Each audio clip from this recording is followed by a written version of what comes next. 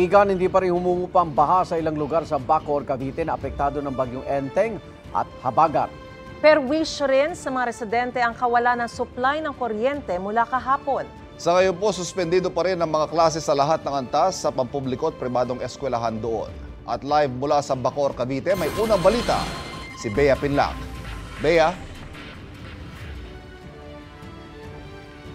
Ivan, Maris, maulan na umaga rito sa Barangay Aniban 1 sa Bacoor, Cavite. Isa sa matinding nasalanta ng bagyong Enteng at Habagat. Dito sa kinatatayuan ko, gutter level pa rin yung bahak.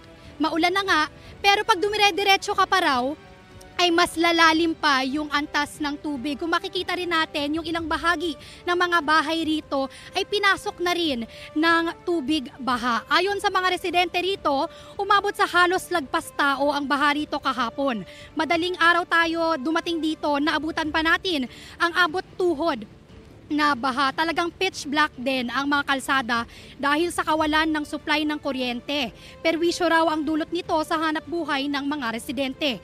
Hindi rin daw nila makontak ang mga kaanak nila sa ibang lugar na nasalanta rin ng bagyo. Sinusubukan pa natin alamin mula sa LGU at sa Meralco kung anong oras may babalik ang kuryente rito sa Barangay Aniban 1. Sa ngayon, wala pa ring pasok sa lahat ng antas sa private at public schools dito sa Cavite. Yan muna ang latest mula rito sa Bacoor, Cavite.